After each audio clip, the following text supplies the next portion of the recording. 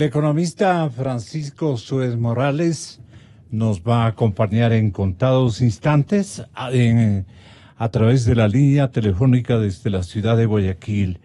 Y hoy saludo nuevamente con especial deferencia al economista Jaime Carrera, el director del Observatorio Fiscal. Hay muchas temáticas que nos debe responder el ojo visor de este organismo técnico de acción y protagonismo privados. Y también voy a estar acompañado del exministro Diego Borja, un economista experimentado igualmente. Pancho Suez, compañeros de producción, debe estar este momento sintonizando ya nuestra plataforma para ver lo que él sugiere sobre el tema de los subsidios.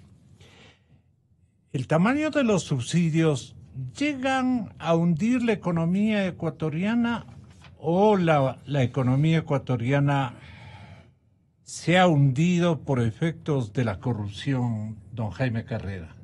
¿A cuál le dan ustedes un peso específico? Porque por lo menos algunos subsidios sí han beneficiado y han sido indispensables como una especie de contribución de equidad social y de oportunidades para compatriotas nuestros. Pero claro, la plata que han escondido en el exterior, la cantidad de dinero producto de las estafas a la caja fiscal por la vía de las comisiones, por la vía de las contrataciones de infraestructura en los últimos 11 años, siguen siendo, porque a mí me apena decirlo, y no por culpa del presidente Moreno, pero yo creo que los mal enseñados siguen instalados, ¿no? Formaron una estructura en donde están ahora los familiares o están los panas, así llaman ellos, los panas, y las cosas están todavía ahí muy bien implementadas. Entonces, ¿qué habría que hacer? Porque técnicos de la experiencia de un exministro como Suez Morales, que nos está escuchando ya en la ciudad de Guayaquil, él tendrá un inventario, y todos tenemos un inventario por la oportunidad de acercamiento, de conexión o de seguimiento que hemos hecho. Quizá el Observatorio Fiscal tiene muchísimos más casos. Pero yo lo que digo es, ¿dónde ese dinero que tanta falta le va a hacer a la administración Moreno? Con ese dinero robado, con ese dinero detectado o con ese dinero exigido por vía de la ley. Pero si dejan prácticamente a los consejos que resguardan o vigilan o dirigen o disimulan el trabajo inoperante de algunos estamentos que hacen justicia en el país, estamos perdidos. ¿En quién más puede confiar la ciudadanía? Estamos perdidos. Y ese dinero no tienen cómo gastarlo en este momento, pero claro, se gastarán incluso hasta sus hijos y sus nietos de la cantidad impresionante de dinero que se han robado. Usted tiene un cálculo, el observatorio tiene un cálculo más o menos de lo que, en definitiva, porque estamos haciendo un mal trabajo, estamos estableciendo en cuánto está la deuda externa, estamos estableciendo otra dimensión de parámetros y no precisamente hemos hecho una sumatoria objetiva, real más que todo, de el monto del dinero que ustedes han establecido, han sido sustraídos a a través de todas estas prácticas desleales con la economía del pueblo ecuatoriano, ¿no? Con la propiedad, los activos del pueblo ecuatoriano. Entonces, ahí nos damos la vuelta y este es el subsidio a una casta de sinvergüenzas que se aprovecharon de la oportunidad que les dio el país o un partido político y un solo líder para que roben. Y ahora, ¿qué hacemos? Esto es lo grave. Economista, ¿usted tiene de alguna manera una propuesta que ejercitar el día de hoy? Si es tan amable, voy con Pancho Sued y luego regreso con usted, don Jaime, y con usted, exministro Diego Borja. Doctor Sued, yo le invité para más o menos darnos cuenta de la terrible magnitud del tema de los subsidios. Pero paralelamente nosotros también hemos estado tratando a la par la preocupación que tenemos sobre el monto de dinero sustraído de la caja fiscal en tantos años, en tantos negocios, en tantas contrataciones. Y suelen decir que esto ha habido en todas las épocas, aludiendo incluso cuando usted fue ministro, no porque usted haya sido un protagonista absolutamente no comprobado de ningún desquicio de esta naturaleza, desquicio ético. Pero, ¿cómo solucionamos este problema o vamos a mantener simplemente en el discurso el tema del robo al Estado? Buenos días, exministro Francisco Sued Morales. ¿Qué propone usted al Consejo de Participación Transitorio, de Participación Ciudadana Transitorio? ¿Qué le propone usted ahora que estamos en sintonía con su quehacer? Buenos días, economista Sued. Buenos días, Gonzalo. Buenos días, señores del entrevistados. Diego Borja y Jaime Carrera. Jaime y Diego, efectivamente. Mira, el tema de los robos al Estado es un tema para la justicia. Es un tema que posiblemente va a requerir, por una parte, el establecimiento de una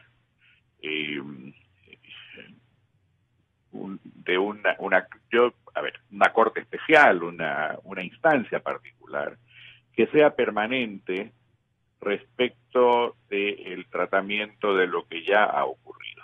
En otras palabras, llegándose a determinar, así como se va determinando progresivamente el valor de la deuda pública, de la misma forma llegar a establecer documentada y comprobadamente el valor de los perjuicios que funcionarios públicos y gente que trabajó con el gobierno pues hayan incurrido a lo largo de su gestión.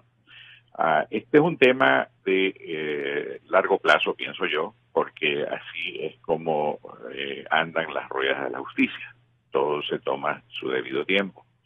Ahora bien, por otro lado, es necesario pensar en un mecanismo que permita de alguna forma establecer en manera transparente la gestión que se debe de hacer para todo lo que es la contratación pública. Supuestamente el portal de contratación pública debería de haber hecho, pero yo estoy pensando más en algo, en una idea un tanto parecida a la de los lobbies americanos, que sin que sean perfectos, por lo menos sí establecen reglas claras de del juego respecto de la representación de intereses particulares frente al Estado. ¿Qué hace que esos lobbies de la A ver, USA? los lobbies lo que hacen, primero, están registrados, Ya. ¿no? Segundo, tienen que, en forma transparente, declarar qué es lo que están persiguiendo. Si es por decir cualquier cosa, el establecimiento, un proyecto de carreteras, pues Ya. eso de ahí tiene que ser, las personas que intervienen en eso no son personas que actúan en la oscuridad o en reuniones secretas, sino que por el contrario, tienen que estar, primero, repito, tienen que estar calificadas, tienen que estar registradas, inclusive aquellos que, por ejemplo, representan intereses de países extranjeros. De otros países, pues deben de ser registrados como agentes, tienen que pagar los impuestos, ¿no? Y las contrataciones son totalmente públicas. En otras palabras, en ese momento se sabe y se conoce quién es el interviniente, cuál es la empresa, cuáles son los datos de la empresa, cuáles son los datos de la gente de la empresa, ¿no? ¿Qué se logró o no se logró? Naturalmente, ellos, a través de sus argumentaciones, muchas de ellas pueden ser válidas, otras no, pueden, repito, plantear, por ejemplo, proyectos de ley, ¿no? Y esos proyectos de ley entran a discusión, sea para favorecer o sea para terminar con algo, pero lo que quiero dejar establecido es que hay un régimen de mucha mayor transparencia, ¿no? Que lo que existe cuando cualquier comisionista de cualquier proyecto, pues anda siempre en las tinieblas tratando de conseguir al funcionario en un sitio privado, haciendo negocios privados con temas que son del Estado. Pero entonces, mucha gente estará, Pancho, riéndose este momento porque han de decir, nosotros también tenemos nuestros respectivos lobbies, pero los nuestros son fantasmas. Nos ponemos de acuerdo entre nosotros y nos repartimos los negocios, las contrataciones y nos autoadjudicamos, porque somos parte de ligas que están asociadas, digamos, con el poder político. No sé qué opinan ustedes. Jaime Carrera, saludando a Pancho Sued. Gracias a la invitación, Gonzalo. Saludo a Pancho, a Diego. Mire, la corrupción tiene implicaciones no solo financieras y del mal uso de recursos públicos, sino implicaciones sociales muy profundas, ¿no? La lesión de la ética pública, la lesión de la moral pública en el manejo del Estado es grave a través de la corrupción y se irradia incluso al tejido social, porque si uno ve con objetividad en el país, da la impresión incluso que grandes sectores de la sociedad están adoptando a esta conducta de corrupción como natural, ¿no? Entonces, las lesiones en el manejo de la cosa pública a través de la corrupción son profundas en el ámbito del manejo fiscal, son profundas en el alejamiento de la inversión vía un Estado absolutamente corrupto, y también hay una suerte de corrupción pasiva, Gonzalo. Es decir, no solo es corrupto aquel que ha recibido dineros del Estado a través de diversos mecanismos, es corrupto también aquel que a través del manejo del Estado, de arbitrios y de decisiones, ha hecho posible que hayan actos de corrupción. Entonces la corrupción tiene varias dimensiones y la forma de combatirla es a través de varios lineamientos, ¿no? Usted ve que en América Latina, por ejemplo, los países que tienen menos escenarios de corrupción son Chile y Uruguay. Y usted ve que en Chile y Uruguay Perdona, ¿es mejor institucionalidad? Claro, entonces tienen una mejor institucionalidad. O una mejor formación ética de los cuadros que van a hacer ejercicio gubernamental. Eso también es fundamental, es decir, la percepción misma de la corrupción de la sociedad que es juzgada es importante, pero también la institucionalidad democrática, los contrapesos para juzgar, para controlar la acción del Estado es muy importante. Y estos países también son países transparentes, ¿no? Una de las formas de luchar contra la corrupción es esencialmente la transparencia. Transparencia en el manejo del Estado, de las cuentas públicas, transparencia en los contratos, en la rendición de cuentas, en el acceso de la sociedad a los manejos del Estado y a las cuentas públicas, son esenciales para luchar contra la corrupción, además de un conjunto de normas y de leyes que no permitan actos de corrupción.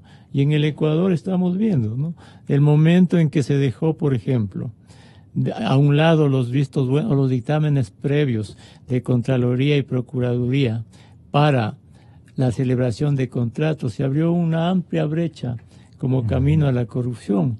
Y en el mismo manejo del Estado, por ejemplo, en el momento en que el Banco Central deja ser independiente, en el momento en que la Asamblea no es capaz de fiscalizar, de controlar, el momento en que la misma Contraloría está dentro de un marco institucionalizado de corrupción, bueno, la corrupción tiene vía libre. Entonces, el daño que hace la corrupción al tejido social, al crecimiento de la economía, a la estabilidad de las finanzas públicas, es realmente profundo, y además es inconmensurable, es incuantificable, cuantitativa y cualitativamente, ¿no? En términos de subsidios, de robos, de atracos, de comisiones, de toda esta maraña de prácticas nada éticas, ¿cuánta plata creen ustedes que deben estar en bóvedas distintas a las que deberían haber estado o deberían estar?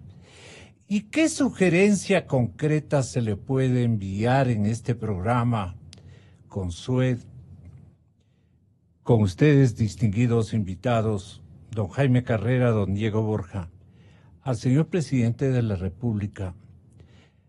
Porque estar a la expectativa de lo que pueda ejecutar con delicadeza de ciudadanos muy respetables, los señores del Consejo de Participación, que con una declaratoria y que con tal vez con el trazo de una política X, de una política B, de una política C, o un exhorto para que se construyan modificaciones de control o nombramiento de dignatarios en organismos de control y de economía y finanzas, nos hagan devolver la plata, le veo tremendamente complejo, tremendamente difícil.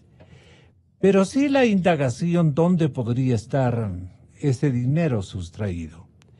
Allí, ¿cuál podría ser su concurso con la experiencia de otros países y lo que han aludido ahora permanentemente en la primera entrevista los invitados de hoy a la Radiodemocracia?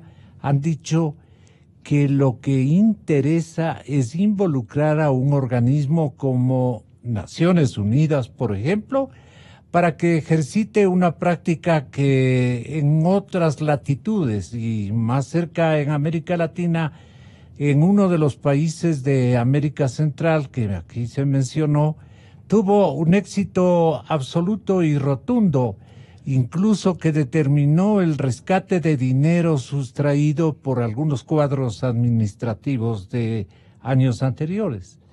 Me demoro mucho para darle la suavidad o la explicación a la gente para que entienda de que esto es o no recuperable. En Guayaquil, Pancho Suet piensa que el dinero robado algún rato va a ser detectado dónde se encuentra para las enormes necesidades y dramáticos requerimientos que va a tener el país en los próximos meses? Sí, la pregunta es para mí, Gonzalo. Así es, Pancho. Sí, mira, cuando se trata de temas de dinero, ¿no? En economía hay un dicho: siga el rastro del dinero.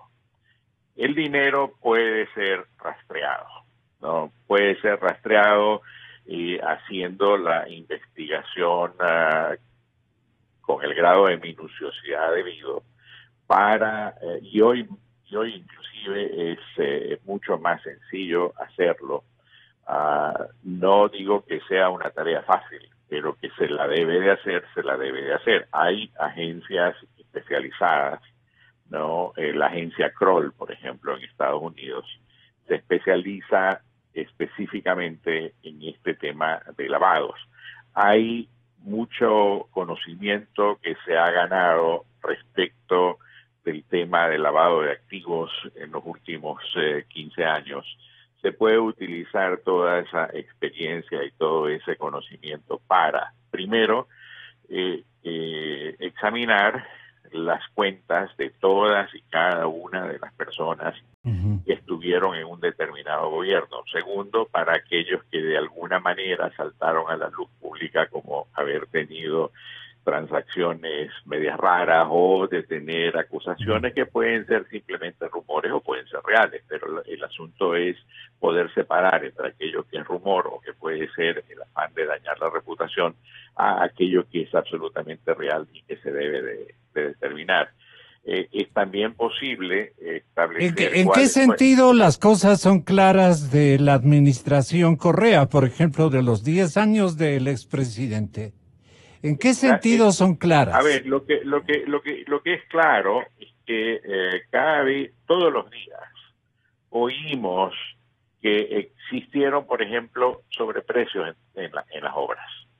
Todos los días podemos expectar el espectáculo de nuevos ricos que han salido por todos lados, de personas que habiendo estado 10 años en un gobierno, habiendo tenido sueldos de $3,000, $5,000, $6,000 mensuales, pues de repente resulta que son millonarios. Eso simplemente no se puede explicar en función de los ingresos que tuvieron, reportaron y pagaron tributos sobre esos ingresos. Entonces ahí es cuando saltan las alarmas, ¿no? Para ir determinando persona por persona, caso por caso. Por eso es que repito lo que dije anteriormente, esto toma tiempo, ¿no? Pero el trabajo técnico se lo puede y se lo debe hacer. Ahora, que adicionalmente a eso se requiere tener una justicia independiente, pues sin lugar a dudas. En Chile es el caso que es una justicia independiente. En Argentina se lo ha probado que es independiente. En Brasil, ni se diga. Esas son las razones por las cuales se ha podido ir destapando esta olla de corrupción, ¿no? E ir poniendo a la gente en su debido sitio y en su debido escaño por lo que son, ladrones, ¿no? Okay. Ahora, su contribución, Pancho, respecto a los verdaderos denominados subsidios. Esto también es una especie de plaga nacional que, buscando hacerle una obra meritoria de ayuda social, de contribución y estímulo a las personas que quieran fomentar la producción especialmente, se les ha otorgado en el tiempo, pero ha sido mal usado y los subsidios han sido desmesurados, mal calculados y han provocado, como va a provocar en los presupuestos del Estado de los próximos años, si no cambiamos, si no mejoramos, va a producir, me gustaría que comience con esto Diego Borja para que que Jaime y Pancho puedan darnos también su aporte sobre esta temática. Si usted quiere hablar de del otro subsidio a los nuevos ricos también puede hacerlo. Bueno, Gonzalo, gracias por la invitación y un cordial saludo a Pancho y a Jaime aquí en el estudio, a la ciudadanía, un excelente inicio de semana.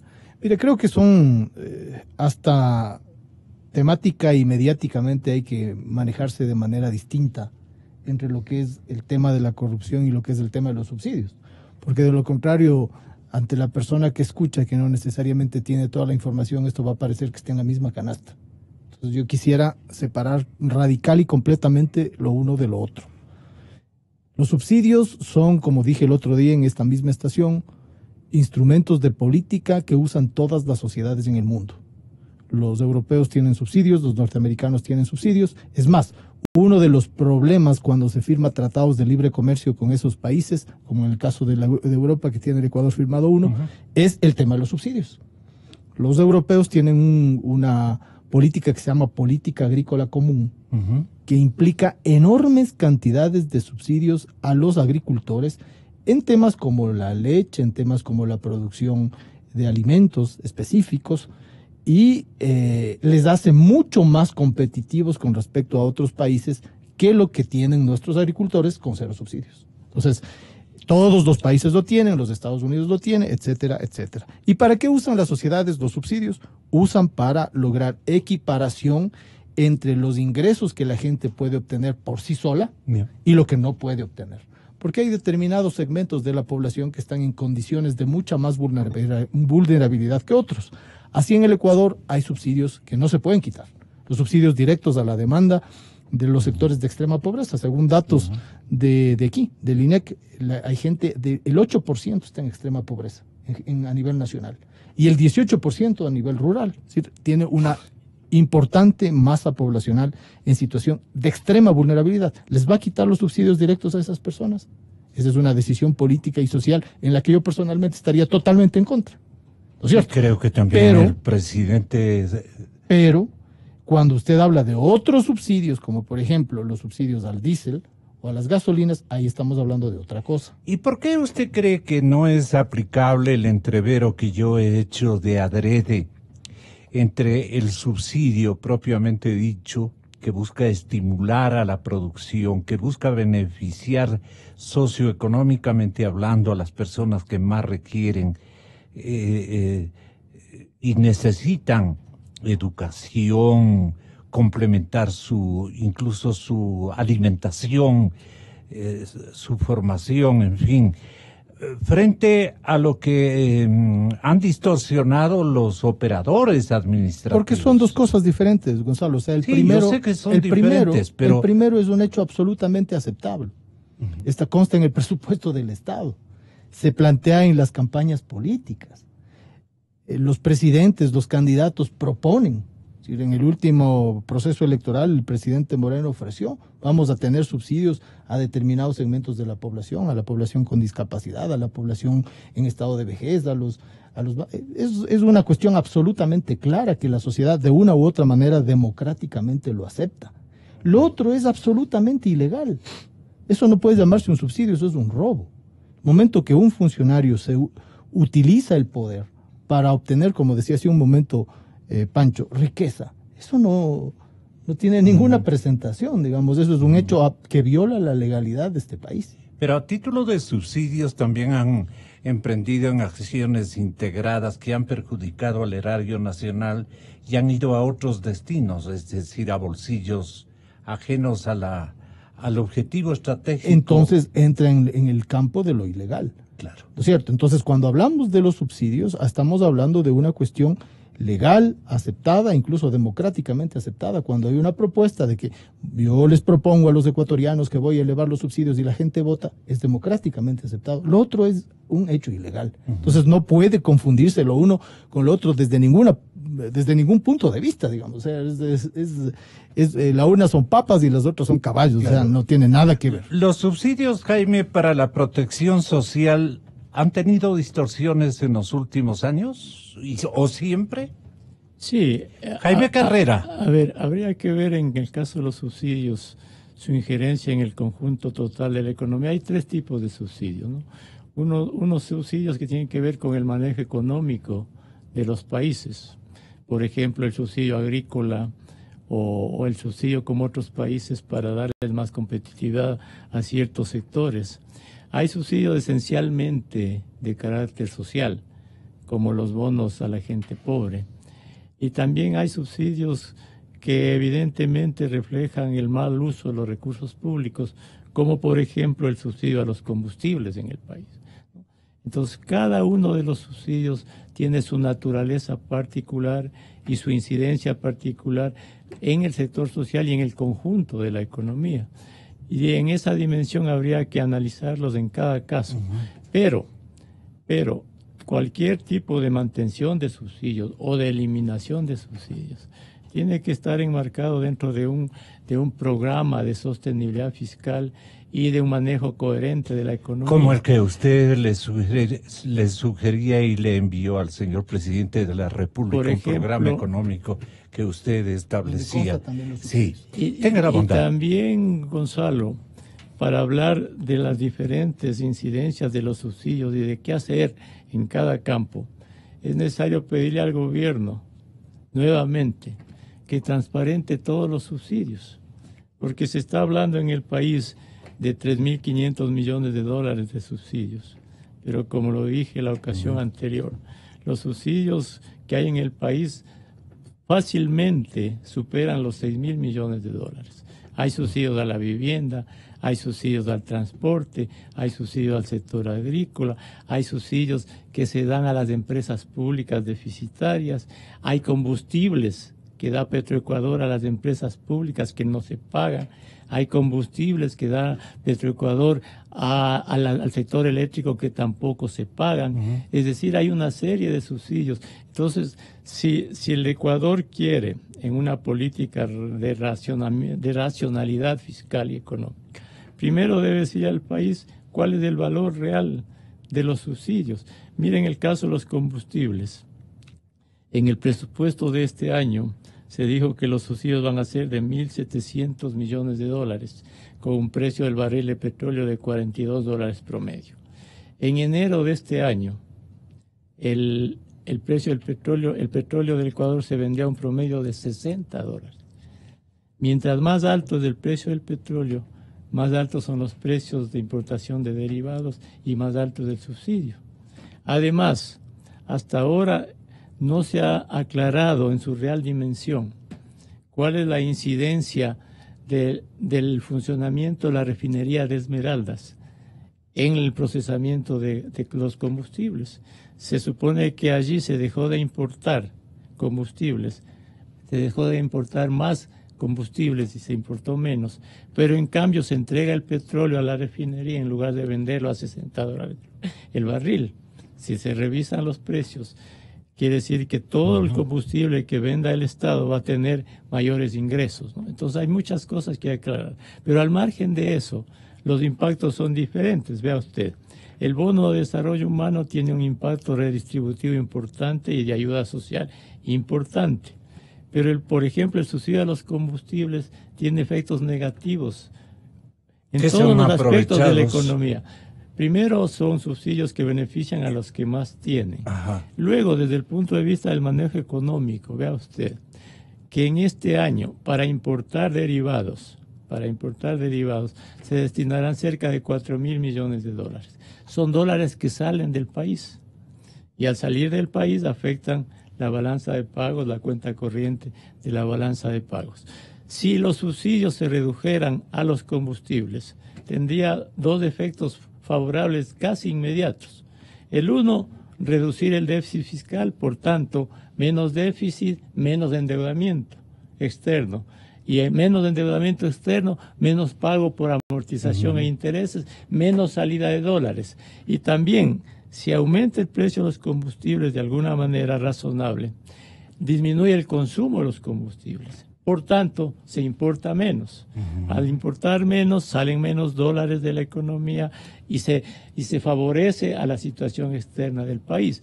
Entonces, de una manera responsable, un pedido al gobierno es que primero transparente todos los subsidios No están transparentados. No están transparentados todos los subsidios. ¿Cuáles son los que se pasan de agache? Eso le digo enfáticamente. Solo le cito uno. A ver. El subsidio del programa de casa para todos.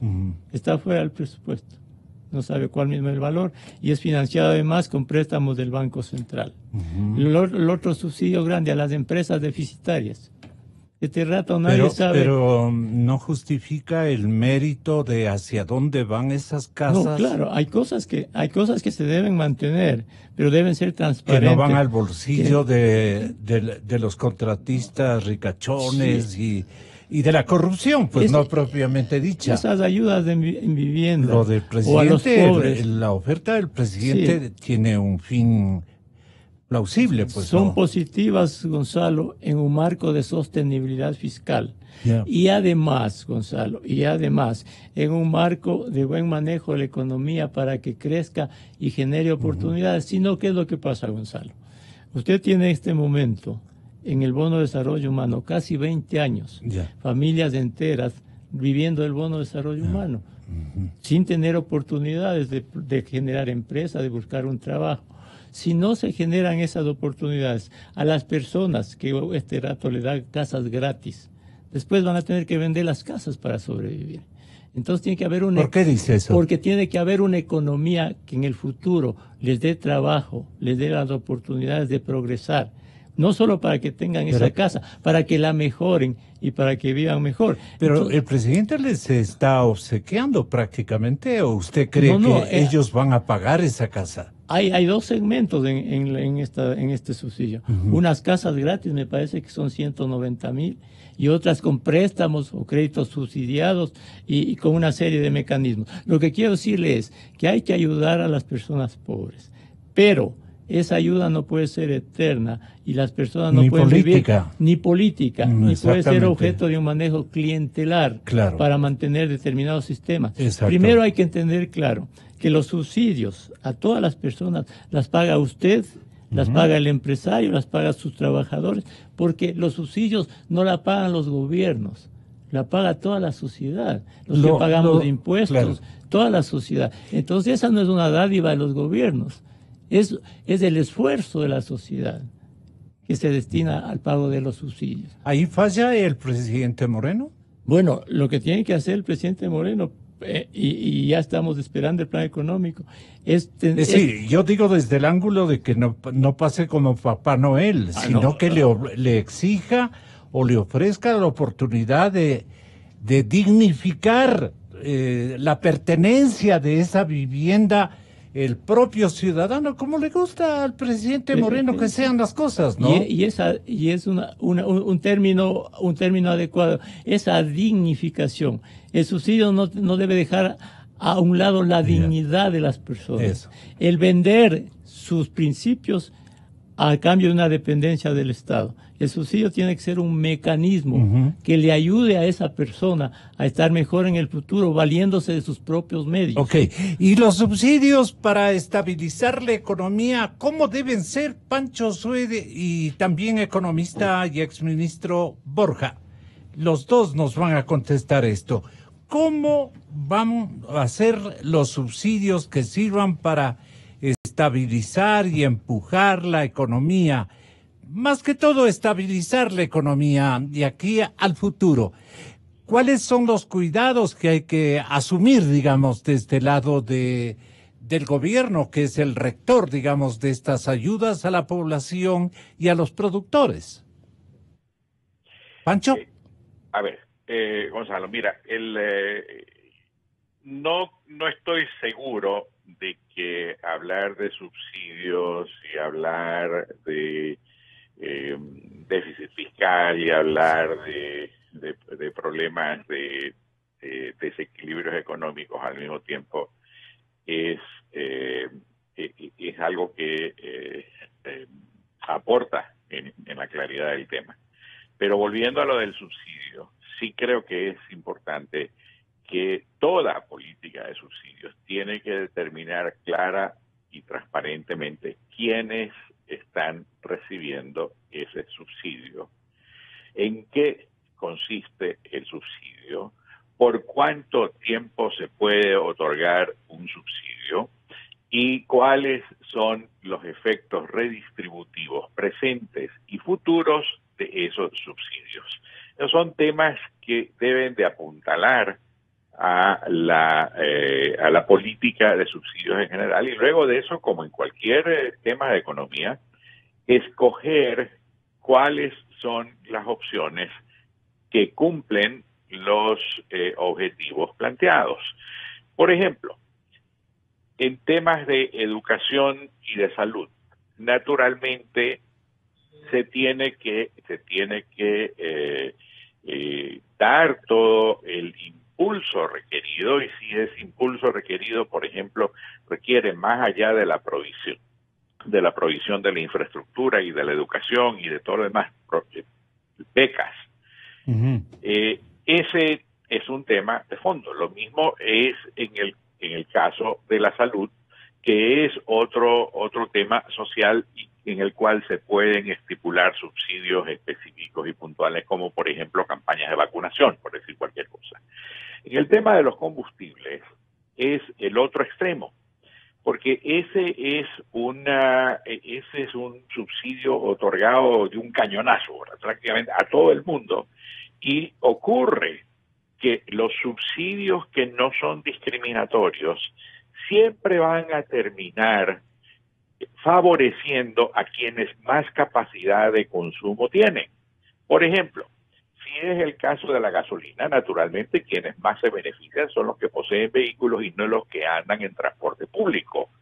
En el caso de del diésel, tenemos que considerar dos aspectos muy diferentes. El uno es el subsidio al transporte, el otro es el subsidio a la generación eléctrica, a las plantas eléctricas, que por cierto, hay que tomar en cuenta que de los 55 millones de barriles que se importan, barriles equivalentes, que se importan de productos derivados cada año, en los últimos años, pues el grueso tiene que ver con el diésel. Ahora, en el transporte estás hablando del transporte pero ahí público. hay un error terrible, porque imagínate, Pancho, se embarcaron en deudas gigantescas para gestar la infraestructura eléctrica. Sí, y eso está desperdiciándose. Así es, pero es que precisamente, Gonzalo, acabas de destapar uno de los temas de fondo de esta discusión de los subsidios,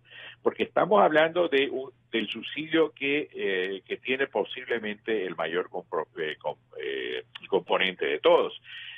Nos hemos gastado como 14, 15 mil millones de dólares en infraestructura eléctrica. Todavía quedan otros 10 mil millones por gastar. Pero, sin embargo, una parte importante de esos 14 mil millones siguen siendo plantas térmicas, ¿no? O sea, se ha añadido al parque térmico porque las hidroeléctricas toman más tiempo, pero lo que eso significa es que se sigue como es alimentando el consumo de diésel. Pero por otro lado, cuando examinas la estructura de las tarifas, hayas unos componentes de impuestos que son verdaderamente bárbaros y que están afectando la competitividad del país.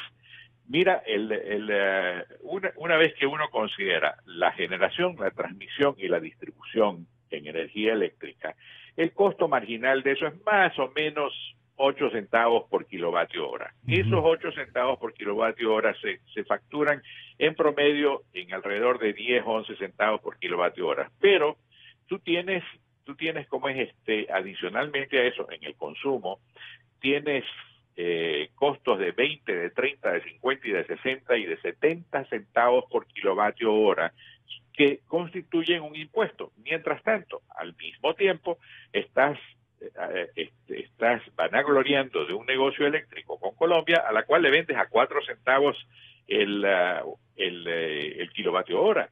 Entonces la pregunta es, bueno, ¿qué modelo de negocio es ese? Porque quienes pagamos los subsidios y quienes pagamos el consumo somos los consumidores y los contribuyentes, como muy bien lo ha dicho Jaime. Entonces, todo esto requiere planteamientos de transparencia, requiere planteamientos de objetivos, de determinar exactamente quiénes van a ser beneficiados, cómo van a ser beneficiados, por qué y cuándo cuándo y cuánto tiempo van a ser beneficiados, incluyendo este famoso tema de la vivienda. La pregunta que tenemos que hacernos todos es ¿de dónde va a sacar la plata para construir 120,000 casas y regalarlas? ¿Es que acaso no suena eso como populismo puro y simple? Es bien puesto esa interpretación que le formulas con todo respeto al señor presidente de la República, que debe haber meditado en esa ecuación. Ahora, tenga la bondad, exministro Borja, de decirnos, para evitar la turbulencia o evitando la turbulencia política, yendo a la parte técnica, propiamente técnica programática, ¿qué le ha sugerido a usted al señor presidente de la República, Lenín Moreno Garcés, para que aplique como una especie de programa económico que busque estabilizar primero la economía, segundo, estimular la producción, la participación privada, y mecanismos modernos que puedan llevarnos a buenos resultados, especialmente en generación de empleo, que es una obsesión que tiene Moreno Garcés? El presidente tiene una obsesión por generar cualquier actividad política económica que genere trabajo, que genere o busque o multiplique necesidad de mano de obra. Y usted le había dejado un documento muy significativo que usted le va a lograr, le pido comedidamente que lo va a lograr reducir al máximo en su explicación por motivos de tiempo. ¿Qué le planteaba usted al presidente Moreno? Bueno, en general son tres ámbitos que yo digo tienen que estar integrados en un programa económico. El ámbito de la estabilización macroeconómica, el ámbito de la competitividad, producción y creación de empleo y el ámbito de la inclusión social. No puede estar ninguno de los tres fuera, porque a lo contrario se le cae la mesa, una pata estaría mal. Pero lo más urgente es el tema de la estabilización. Perdone la curiosidad periodística, ¿no?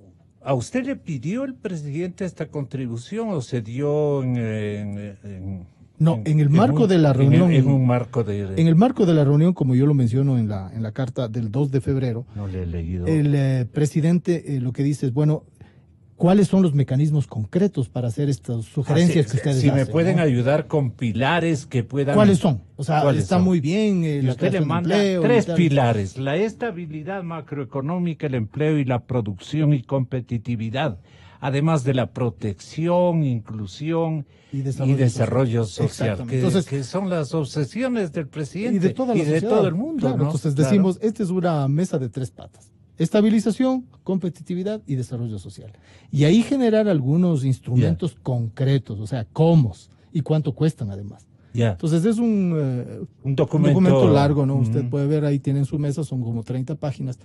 Y ahí se desarrollan instrumentos concretos. Pero tiene también que tener un capítulo para ¿cómo le digo? Tiene que tener un capítulo sobre la tratativa emergente que tiene que dar a la deuda pública, porque ese es un dogal que tiene el presidente Moreno en esta administración. Como usted puede ver, Gonzalo, es bastante largo, pero digamos, atendiendo a su última cuestión, en el tema de la deuda pública en concreto, usted tiene, de acuerdo a las cifras del Ministerio de Economía y Finanzas, que difieren totalmente de las cifras de la última auditoría, ¿no es cierto? Entonces tiene ya planteado dos problemas. Por un lado, ¿cómo hace con la deuda que está reconocida como deuda consolidada, que es más o menos del 38% del PIB? Cuando usted tiene una presión por servicio de deuda de aproximadamente 5,000 millones por año. Eso es lo que hay que pagar en amortización e intereses ya. No puede soslayar, no puede desconocer, no puede hacer nada. Ahí tiene un tema para resolver. Y el otro... usted le da la fórmula algunas ideas, algunos de cómo él puede rescatar 5,000 millones de dólares anuales. A resolver. Porque es un tema que es el 5% del PIB. Y el otro problema, Gonzalo, es el que acaba de surgir, que es cómo va a resolver el gobierno si es que ya estamos diciendo, desde el nivel de la regulación y el control, que estamos pasados del techo. Estamos en el 60 o más % del PIB. Entonces son dos elementos a resolver. Estamos en el 62 casi. Entonces, eso implica primero ponerse de acuerdo entre los organismos de regulación y control y el Ejecutivo. Como bien decíamos aquí, no pueden haber cifras, cada cual maneja su propia cifra, no, tienen que ser cifras claras, transparentes, poner todos los elementos que constituyen la deuda y estar en acuerdo con eso. Ahora, usted podría hacerme la fineza de explicarle a la gente que nos escucha, no es el asunto de decir, yo le pongo un techo del 40% del Producto Interno Bruto porque eso es lo aconsejable técnicamente. ¿Por qué? Una primera respuesta. Segundo, si yo le digo, siga nomás endeudándose a libertad, pero mantenga la estabilidad de la parte también productiva del beneficio que va a generar ese endeudamiento en corto plazo, en largo plazo, como sea, bien calculado, para no entrar en apuros y no entrar en sanciones internacionales o algo por el estilo.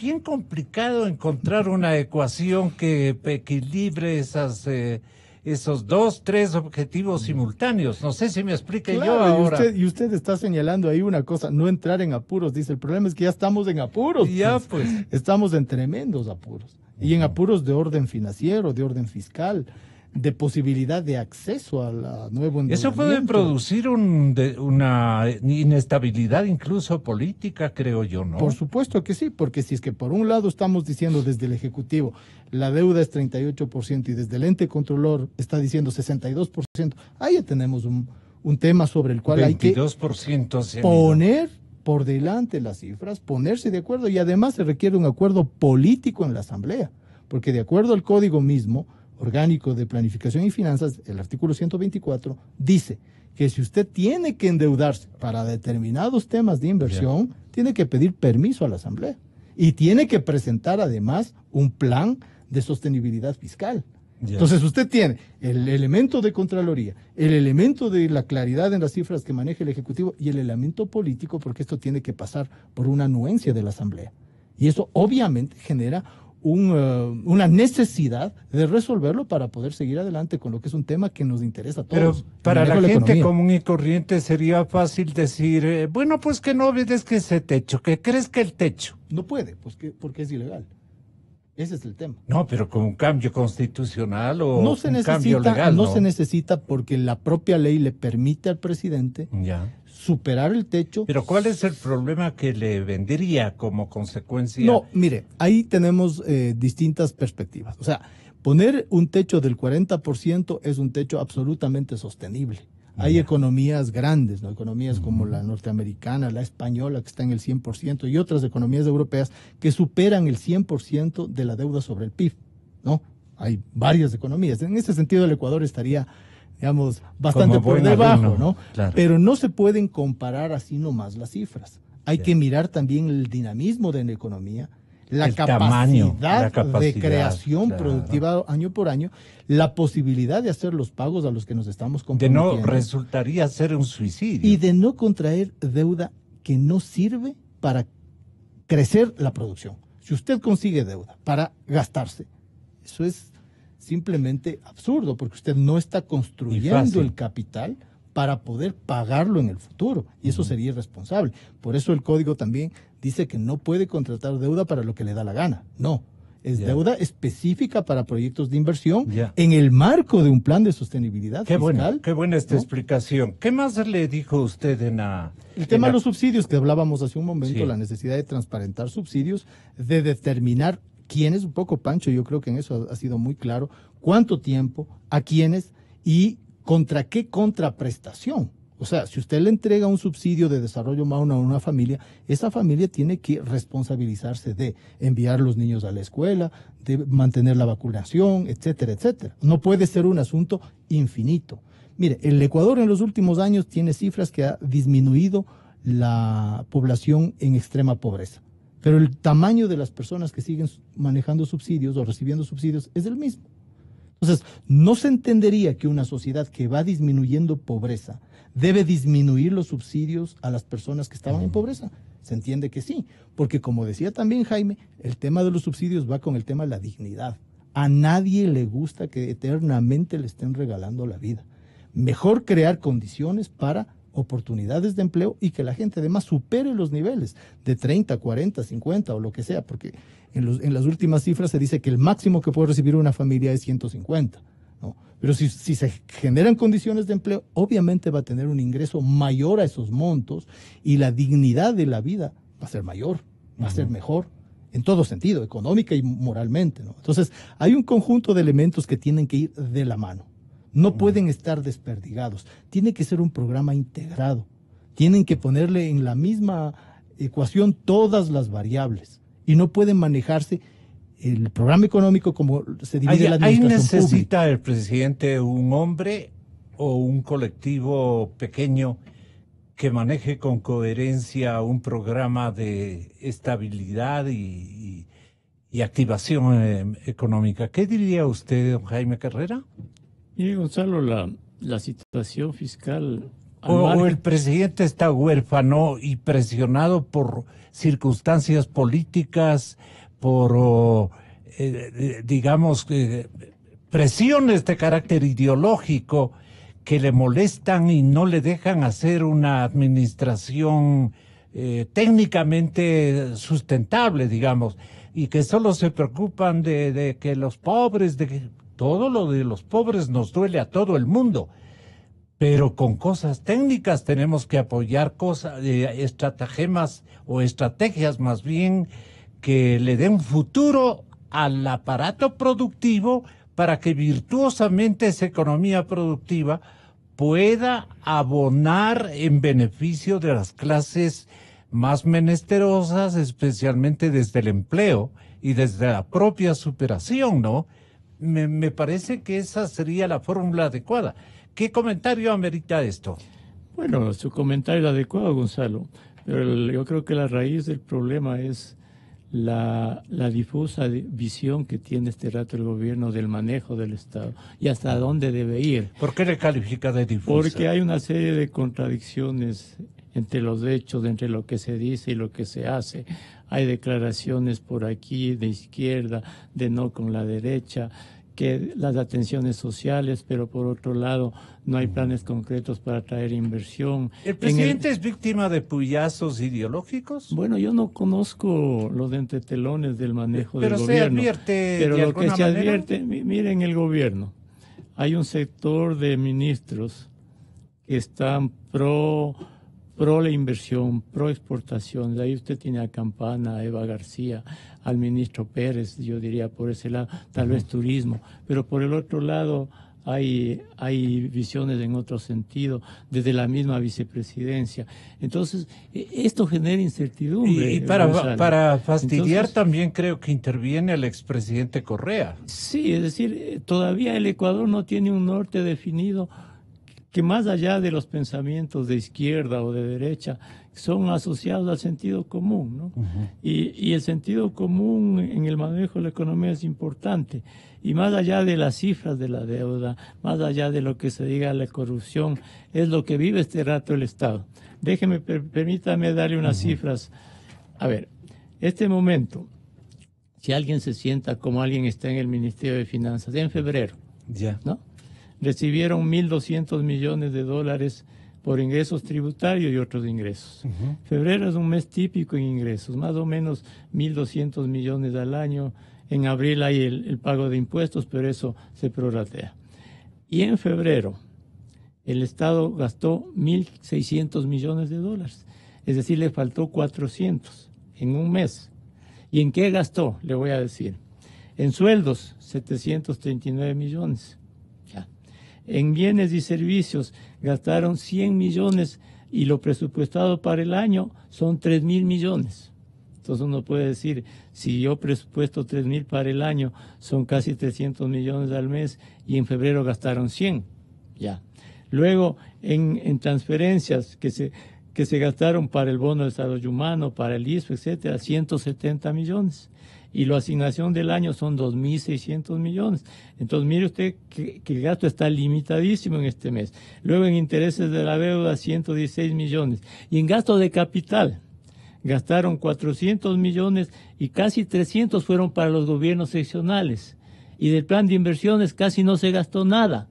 Entonces uno reflexiona y dice, si en este mes de febrero, que recibieron 1.200 millones, gastaron 1.600 en cosas, pero para subsistir, y a pesar de eso les faltaron 400 millones de dólares, ¿qué le espera al país de aquí hasta fin de año y en el futuro?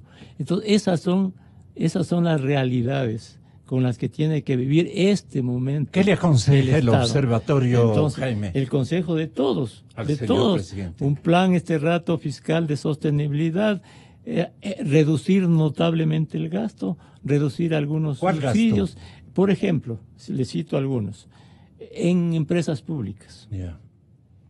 El gasto de transferencias del Estado a empresas públicas es un gasto cuantioso. Yo creo que allí el mismo coordinador de las empresas públicas dijo que podrían reducir allí 600 millones de dólares.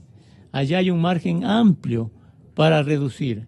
Hay gastos, hay otro tipo de egresos que pueden mejorarse en bienes y servicios, en vehículos, en pasajes, en consultorías, en la masa salarial pública. No se puede seguir diciendo que no se puede reducir la masa salarial pública. Es posible, y no solo que es posible, tiene que hacerlo. Contratos, consultorías y una serie de cosas. El manejo rato de la economía y del fisco exige un absoluto rigor. Y lo que se ha dicho aquí, armonizar ese rigor con ciertas atenciones sociales que son indispensables, eso es cierto, es correcto, pero se necesita una gran visión y un gran rigor en la economía para armonizar todos estos aspectos que se han dicho. Crecimiento, competitividad, atenciones sociales y en general todo lo que significa manejar la economía. Este momento, Gonzalo, con los números que yo le acabo de decir, el Ecuador necesita decisiones importantes, duras, que van a tener afectaciones, pero este es otro ciclo de la economía, Gonzalo. Se acabó la abundancia y es un ciclo largo de austeridad, de rigor y de manejo firme de la economía del país. Economista Francisco Suez, ¿cómo debe preparar el estado de ánimo de los agentes productivos, de las empresas privadas, de las empresas públicas, de la burocracia, de la gente, de los consumidores, de los usuarios de servicios públicos? ¿Hacia dónde debe apuntar, preparar a la gente para que entienda de que este momento ha comenzado otro ciclo de la economía de abundancia? Vamos a pasar a una de no extrema pobreza, pero sí de regulaciones necesarias para no caer en una crisis. Pancho Suez en Guayaquil. Pero mira, Gonzalo, el mejor ejemplo viene desde adentro de casa, siempre, ¿no? Cuando se trata de austeridad, pues naturalmente el gobierno es el que tiene que marcar la pauta. Eso respecto de las actividades gubernamentales. Son ejemplos aislados, pero cuentan la historia de lo que ocurre. Aquí en Ecuador, cada asambleísta nos cuesta aproximadamente $250,000, ¿no? Cada uno, ¿no? $250,000 al año, ¿no? Es una cifra que hay que preguntarse, es una cifra que está vinculada, que tiene razón de ser en un país con una situación de crisis como la que se vive. La respuesta va a ser que no es así. Mira, yo leía ayer... Y hay una cantidad de gente que no vale la pena invertir $500,000 al año en un diputado. Imagínense, señores oyentes, $500,000 cuesta un diputado cada año. ¿Verdad, economista? 250,000, no le vamos a hablar más, pero es suficiente para ponerse a pensar, oye, aquí como es se les ha ido la mano a los señores congresistas o a los señores asambleístas ahora, ¿no? En este tema, ¿no? Leía acerca de el nivel de vida en los miembros del Parlamento en Suecia, y créeme lo que aquí viven como payás, comparados con lo que ocurre con los parlamentarios en Suecia, que tienen que vivir de manera frugal, inclusive en departamentos colectivos, muchos de ellos, ¿no? Y donde la casa del primer ministro es una casa de 150 metros, ¿no? Acá nos damos vida de payá. Entonces, ese es un punto. Otro punto, la vicepresidenta tiene 17 asesores. Bueno, 17 asesores. Si yo tuviera 17 asesores... La vicepresidenta de la República, ¿dices? Viviría confundido todo el día, Gonzalo. No es así. Tercero, ¿qué es esto de dar recursos a las empresas públicas? Pare el carro. Si son empresas, se les dio un capital y que ese capital, entonces, a través de su gestión, pues vaya mejorando. No es posible que las empresas públicas de empresas solamente tengan el nombre, ¿no? Pero, sin embargo, cada vez que necesitan algo, pues entonces hay que darle más plata. Llámalo Cama TV o llámalo TAME, ¿no? ¿Por qué es que los contribuyentes tenemos que estar lanzando dinero que costó mucho trabajo conseguir en cosas que no van a funcionar? Así entonces, ese es un tercer tema. Ya también Jaime ha hablado de los sueldos, de los subsidios, perdón, de los gastos en aviones, la señora como es canciller, se va a pasear por el Caribe, ¿no? En avión presidencial. ¿Cuánto nos cuesta eso? En el buen avión, no, en el buen avión. Porque el otro le dio al señor presidente que se le bajó las llantas. Bueno, ahí está. Entonces el presidente va en un avión zulero, en cambio que la señora pues viajaba en el avión de primera. Pasea todita las islas del Caribe recogiendo votos. Recogiendo votos porque quiere, para satisfacer su vanidad, quiere ser presidente de la Asamblea luego de que ya Ecuador estableció un compromiso con Honduras. O sea, son temas que tienen que, o se da el buen ejemplo por ahí, o simplemente esto no va a funcionar. Y lo que ha dicho Jaime también es otra gran verdad.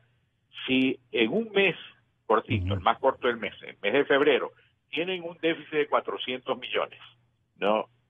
Pues haz ese cálculo para los 12 meses, ¿no? Y ya tienen los 5.000 millones, pues hasta el hueco. Ahora, ¿de dónde saca eso? Y encima de eso quieren regalar 100.000 casas. Por favor, hablemos serio, pues. Digamos las cosas, ¿no? Con un poco más de sensatez. Diego Borja nos recuerda, le quiero yo hacer recordar lo que decía el economista Valencia respecto al costo burocrático. ¿Qué puede hacer el gobierno en su estudio, en su manuscrito, en su documento técnico enviado al señor presidente de la República? ¿Qué le sugiere respecto al gasto burocrático que Eduardo Valencia lo concibe de la siguiente manera?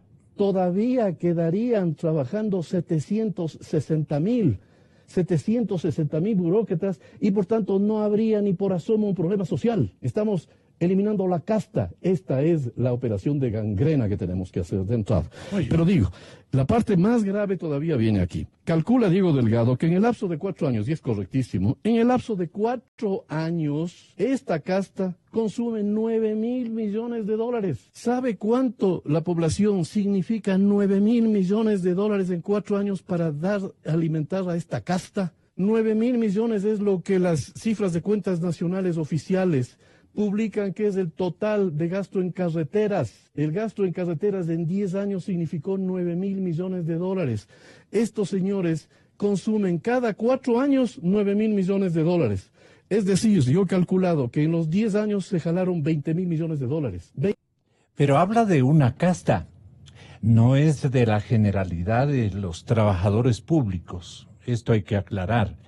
Es una casta de gente que ocupa funciones con denominaciones inventadas, secretario técnico, viceministro, y así adefesios y andan como asesores en vehículos. Sí, como dice esa palabra Pancho Sued, como los... ¿Me ayudas, Pancho, en Guayaquil? Como los payás.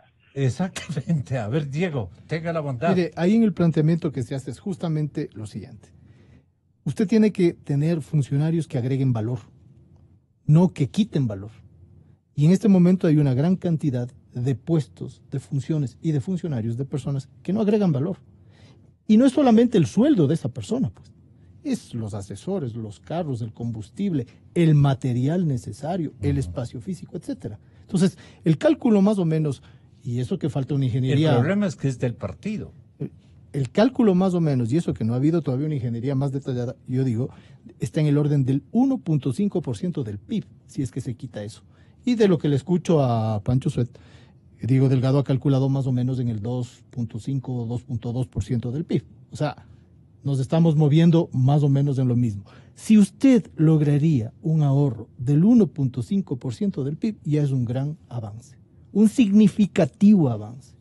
Y si a eso usted le añade una mejora en el sistema de compras públicas y de inversión pública, Gonzalo, realmente usted puede tener, sin afectar a los más vulnerables, una contracción drástica del déficit. ¿Por qué digo el tema de las compras? Porque es ahí donde también se va una buena cantidad de plata. Si usted antes tenía regímenes especiales, declaraba en un momento determinado emergencia y podía hacer contrataciones como quería, eso abulta enormemente el déficit, pues. Y además ayuda a la corrupción. Si es que mejoramos el sistema de contratación de funcionarios en función del valor que le aportan al usuario, no al partido, eso obviamente implica romper la clientela, pues. Y eso implica una decisión política que yo creo que el presidente está dispuesto a tomarla. Él lo ha dicho. Entonces, ahí ya tiene usted un ahorro más o menos del 1.5, del 2% del Pero PIB. está de volverle a preguntar al señor presidente. Con 2% del PIB, 1.5% es significativo. Okay. Y si eso lo mantiene en los 4 años, podemos llegar al equilibrio o acerca del equilibrio. Se me terminó el tiempo. Muchas gracias, Jaimito. Muchas gracias, Diego. Muchísimas gracias, economista Pancho Sued en la ciudad de Guayaquil. Un abrazo para todos ustedes, damas y caballeros. Hasta mañana. Gonzalo Rosero. Credibilidad incuestionable. Inicio de espacio promocional y publicitario.